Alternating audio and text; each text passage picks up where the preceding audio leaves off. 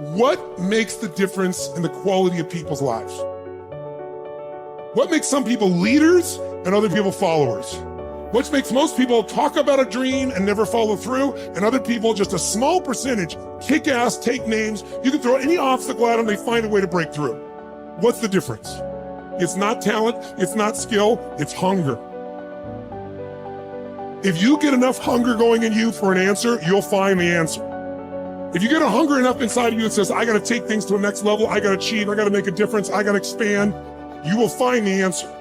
People's intelligence will expand if they got enough hunger. But if you got everything and you're not hungry, you're not gonna have much.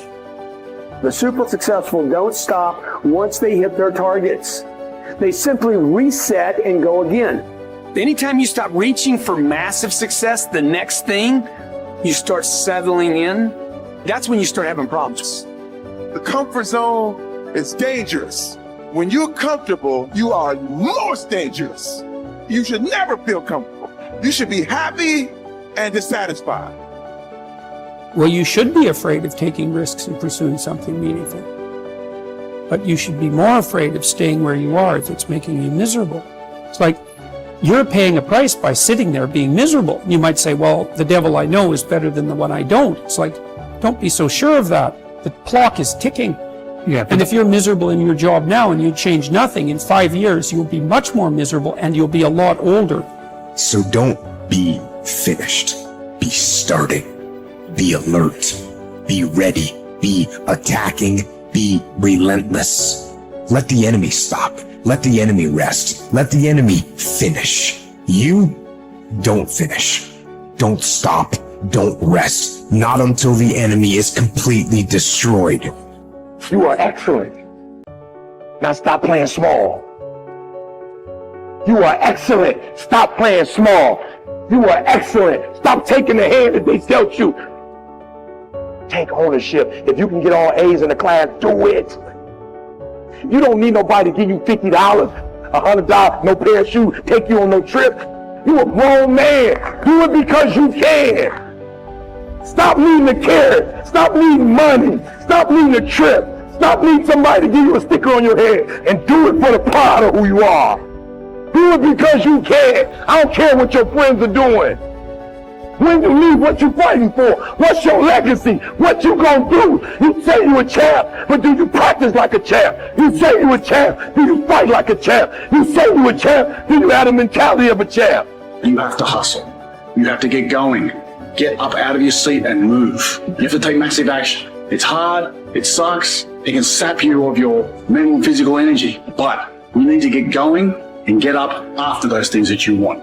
No one's gonna do it for you. Work on yourself every day. Get better, improve, learn, extend yourself, push yourself out of your comfort zone. Push the boundaries that you're accustomed to. That's the only way to grow as a person. If you look at all the successful people in the world, one common thread between all of them is that they've all hustled. They've all gotten to work, gotten busy. The gap between here and your ultimate life is action. That's the link. You have to hustle. You have to get out there and do what's required. What excuse do you have? What reason do you have not to?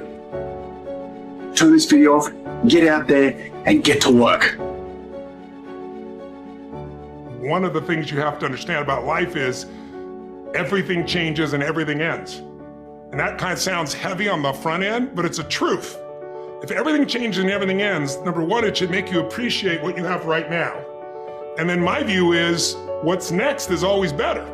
If I make it so, it's my job to make it so. And so I think, for me, I look at it and say, when you said genius is a young man's game, I think that's total bullshit. I think passion is the genesis of genius. If you've got enough passion, you're gonna find answers nobody else does, but most people run out of fuel, meaning they get tired, they get exhausted, they get burnt out, they get, the law of familiarity. They're around something so much they take it a little bit for granted. And I've managed to see something in myself that I found in every great leader that I've ever respected, and that is, I value intelligence immensely, but I know really smart people can't fight their way out of a paper bag pragmatically, right? I'm sure you do too. What I see as the one common denominator of people that are successful over a lifetime is the sustained hunger.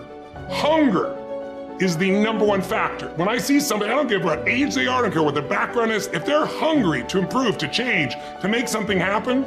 I mean, if you look at Richard Branson, he's as hungry today in his late 60s as he was at 16 years old in that crypt starting Virgin. You know, you look at my buddy Mark Benioff, you know, he's I think in his early 50s right now. Mark is more hungry today than when I knew him 12, 14, 15 years ago when he was first coming up with the idea of, he went to one of my seminars over and over again, the UPW, you know which one. And he went there like 4 or 5 times and he was sitting in the front row, he's a tall guy, introduced himself and said, "You've convinced me, I'm gonna leave this company I work for as an employee here and I'm gonna go start this new company called Salesforce.com. Wow. And he says, "Tony, we're gonna do $100 million in business and we're gonna change business." Now he's doing whatever, 30 billion right now. but it's because he hasn't lost the hunger. And I think the law of familiarity is what destroys a relationship. You get around somebody enough, you love them, but you don't have the same passion, same aliveness. And I'm just not willing to settle for a life without passion and aliveness. That's just like, there's so much to learn, there's so much to grow, there's so much to give, and I'm wired to grow and give. And I think anybody who gets wired to grow and give is gonna have a really fulfilling life. It doesn't matter what you choose to do, you're gonna be alive, because you're gonna make progress, and because you made progress, you have something to give. And we all, like, some people think they just wanna get, but you get, and it's pretty damn boring, and it doesn't really expand your sense of identity of who you are.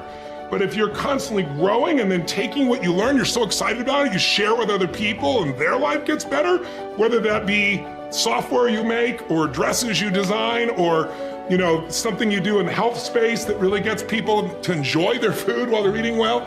If you have those passions and you keep growing, there's no limit. It doesn't matter what happens in the short term with a pandemic or with a drop in the economy or whatever the case may be. These are all temporary when you realize life is lived in decades, not in days. There are no right things to do in life. If you choose something and put everything that you have into it, it'll become a great thing. Is it the right thing? Is it the best thing? When you say, is it the right thing? What you're asking is it the best thing to do in life? There is no best thing to do in life. Anything that you take up, and if you put your heart and soul into it, it becomes a great thing. Is it the best thing? No. Then what is the best thing? There is no such thing. There's really no such thing. Why are you not passionate about everything in the existence? You're only passionate about one thing means what? You're constipated. That's what it means. So, see, idiots do things that they don't like to do, suffer for their whole life because they think it's needed, or they think it's their duty. Intelligent people do what they love to do. They enjoy their life to some extent. But a genius learns to do what is needed joyfully. That's when your genius flowers, because it's no more about you. Now there's a limitless way of looking at life. So every aspect of this rally, or many other things we have done, I don't even have to tell people that this must happen, this must happen, this must happen. A few things, yes. The rest of it, I just make it up in my mind. I know it must happen. And it will happen. Not because I'm exercising my will over the world, because I'm just fulfilling the will of the world, that's all.